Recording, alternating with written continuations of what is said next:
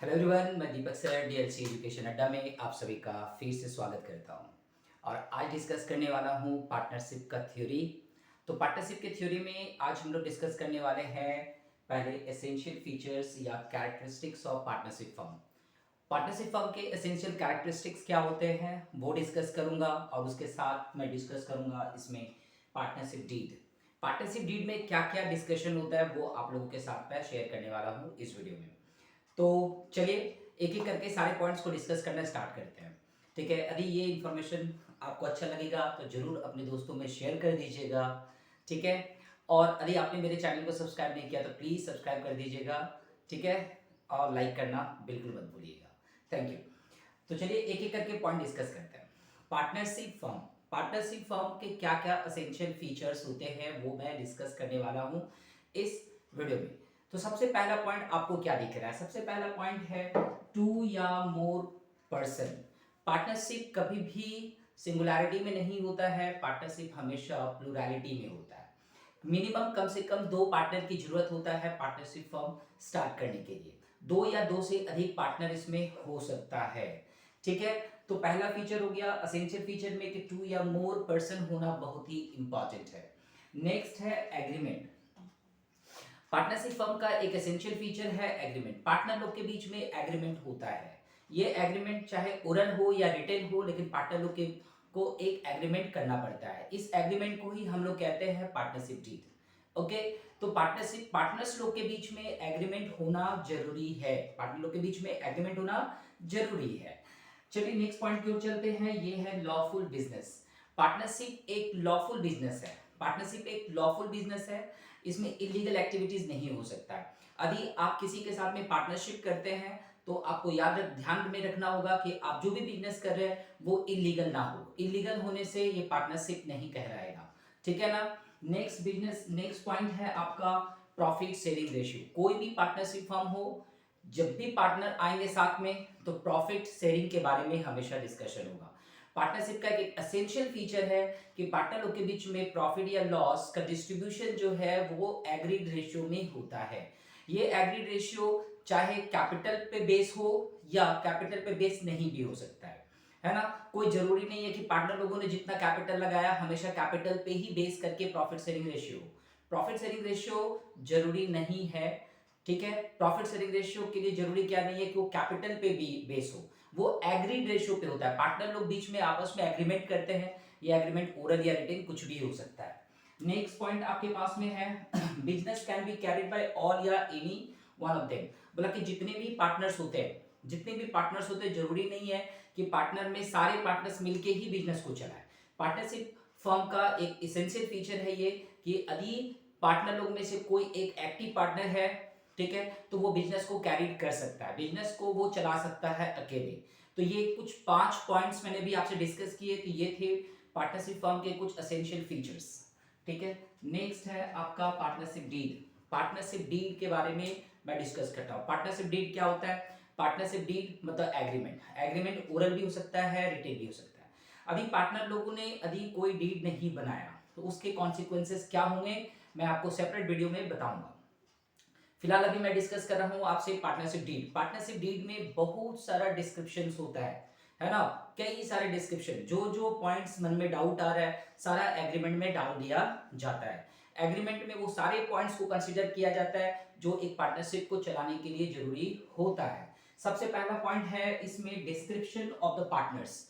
जो पार्टनर बन रहा है उसका नाम, उसका एड्रेस, पूरा डिटेल्स रखा जाता है, क्योंकि पार्टनर लोग कौन कौन है उसका भी आइडेंटिफिकेशन नहीं होगा, उसका उसका पहचान नहीं होगा, तो फ्यूचर में यदि कोई डिस्प्यूट अराइजेस होता है तो फिर उस पार्टनर को पार्टनर ही कंसीडर नहीं किया जाएगा। इसलिए पार्टनरशिप में पार्टनर्स लोग का डिस्क्रिप्शन होना बहुत ही जरूरी है, एक इंपॉर्टेंट फीचर है ये।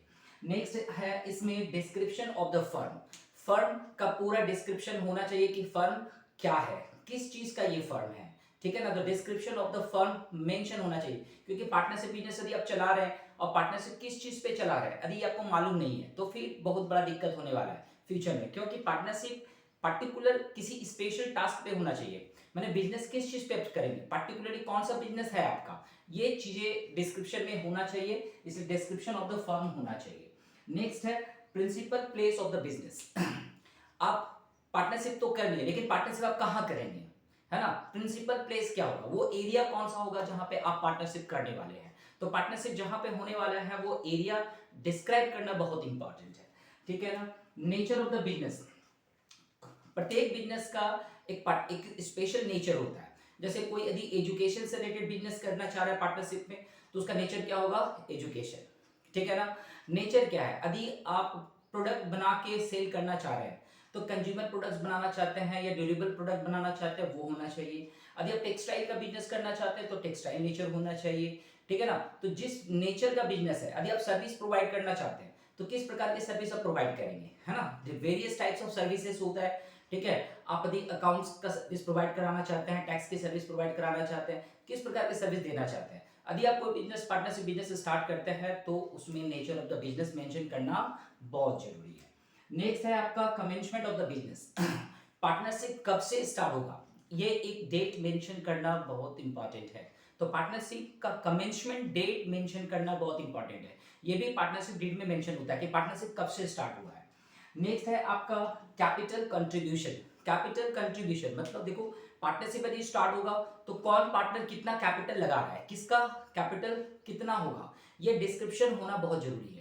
यदि पार्टनरशिप बिजनेस स्टार्ट हो गया, किसका कैपिटल कितना लगा हुआ यदि उसमें मेंशन नहीं है तो बहुत दिक्कत होने वाला है फ्यूचर में। इसीलिए एग्रीमेंट में ये मेंशन किया जाता है कि पार्टनर लोग का कैपिटल कितना लगा हुआ है।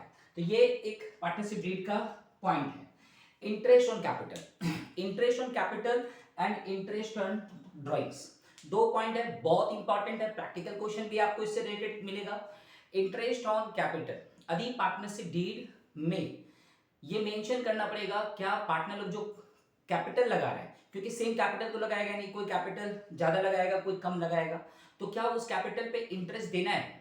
यदि इंटरेस्ट देना है तो एग्रीमेंट में मेंशन करना होगा। यदि पार्टनरशिप डीड में इंटरेस्ट ऑन कैपिटल पे कोई एग्रीमेंट नहीं किया आपने तो फिर फ्यूचर में ना आप ज्यादा कैपिटल लगा दो, उससे कोई फर्क नहीं पड़ेगा, आपको इंटरेस्ट ऑन कैपिटल नहीं मिलेगा। इंटरेस्ट ऑन ड्रॉइंग्स का भी एक एग्रीमेंट है।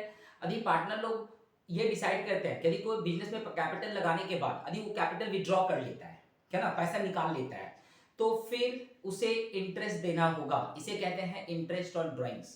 यदि कोई पार्टनर बिजनेस में कैपिटल लगा लेता है और यदि वो विड्रॉ कर लेता है तो विड्रॉ करने पे उसे इंटरेस्ट देना होगा अपने ड्रॉइंग पे, ठीक है ना। तो ये दो पॉइंट है। नेक्स्ट है प्रॉफिट शेयरिंग रेशियो और इंटरेस्ट ऑन लोन। देखो, कोई भी पार्टनरशिप बिजनेस होगा तो प्रॉफिट शेयरिंग रेशियो के बारे में डिस्कशन होगा ही होगा, है ना, कि प्रॉफिट कैसे शेयरिंग करेंगे। प्रॉफिट कैसे शेयरिंग करेंगे ये किस पे बेस होगा, ये कैपिटल पे भी बेस हो सकता है और एग्री रेशियो पे भी हो सकता है। सपोज यदि आप कोई प्रैक्टिकल सवाल बना रहे हैं और मेंशन नहीं है तो कैपिटल पे बेस होगा, है ना। यदि आप कोई प्रैक्टिकल सम्स बना रहे हैं, अब प्रॉफिट शेयरिंग रेशियो नहीं मेंशन है तो आप कैपिटल को बेस करके आप कैपिटल रेशियो निकालेंगे, अब वहां से प्रॉफिट शेयरिंग आप डिस्ट्रीब्यूट करेंगे। तो interest on loan, interest on loan, देखो क्या होता है ना, कभी कभी बिजनेस में, पार्टनरशिप बिजनेस में कैपिटल की कमी हो जाता है तो पार्टनर लोग क्या करता है, बिजनेस में कैपिटल लगा देते हैं। बाहर से लेने से अच्छा है कि कोई पार्टनर ही बिजनेस में पैसा लगा दे। तो यदि वो लगाता है तो बिजनेस में एज ए लोन लगाता है, तो लोन पे इंटरेस्ट देना ही पड़ेगा, 6% इंटरेस्ट तो मिनिमम देना ही पड़ेगा। और यदि एग्रीड रेशियो 10%, 12%, 15% है तो वो मेंशन रहना चाहिए। यदि एग्रीड रेशियो है तो फिर एग्रीड रेशियो पे देना होगा, लेकिन यदि एग्रीड रेशियो नहीं है तो फिर आपको 6% लेना होगा। तो ये है। नेक्स्ट है remuneration to partners. Remuneration to partner, देखो पार्टनर लोग सबकी क्वालिटी एक जैसा नहीं होता है ना। कुछ पार्टनर एक्टिव पार्टनर होते हैं जो बिजनेस में बहुत ही ज्यादा एफर्ट डालते हैं तो उसको एक सैलरी देनी पड़ती है, लेकिन ये सैलरी एग्रीड होनी चाहिए। रेम्यूनरेशन हमेशा एग्रीड होना चाहिए। पार्टनरशिप डील में किसी पार्टनर को यदि सैलरी देना है और यदि आपने एग्रीमेंट नहीं किया तो फिर नहीं मिलेगा, एग्रीड होना चाहिए, पार्टनरशिप डीड में होना चाहिए। इसलिए पार्टनरशिप डीड में लिखना जरूरी है कि पार्टनर लोग को सैलरी मिलेगा कि नहीं मिलेगा, सैलरी कितना मिलेगा ये भी एग्रीड होना होगा, है ना। ऐसा नहीं है कि आप एग्रीड हो गए और सैलरी मेंशन ही नहीं की है तो अब नहीं चलेगा, एग्रीड होना होगा कि कितना आपको सैलरी देना है। नेक्स्ट इंटरेस्ट ऑन लोन हो गया, रेम्यूनरेशन हो गया, एक है वैल्यूएशन ऑफ गुडविल। देखो पार्टनरशिप जैसे जैसे चलता रहेगा, लॉन्ग टाइम है ना, लॉन्ग टाइम का बिजनेस है। प्रत्येक साल पार्टनरशिप बीत रहा है, पहला साल गया, दूसरा साल गया, तीसरा साल गया, चौथा साल गया, तो पार्टनरशिप फर्म एक गुडविल अर्न कर लेता है मार्केट में। तो उस गुडविल का वैल्यूएशन करना होगा। तो वैल्यूएशन कैसे करेंगे आप? इसके लिए तो डिफरेंट मेथड होना चाहिए, डिफरेंट मेथड होना चाहिए। तो किस तरीके से गुडविल का वैल्यूएशन होगा, ये सारा एग्रीमेंट में मेंशन करना पड़ता है। तो वैल्यूएशन ऑफ गुडविल होता है ना, वैल्यूएशन ऑफ गुडविल। नेक्स्ट है इसमें वैल्यूएशन ऑफ एसेट्स। जब पार्टनरशिप बिजनेस स्टार्ट होता है तो कैपिटल लगाया जाता है और कैपिटल को फिर एसेट्स में कन्वर्ट कर दिया जाता है। लेकिन उस एसेट्स का वैल्यू क्या होगा? दो टाइप के एसेट्स होते हैं।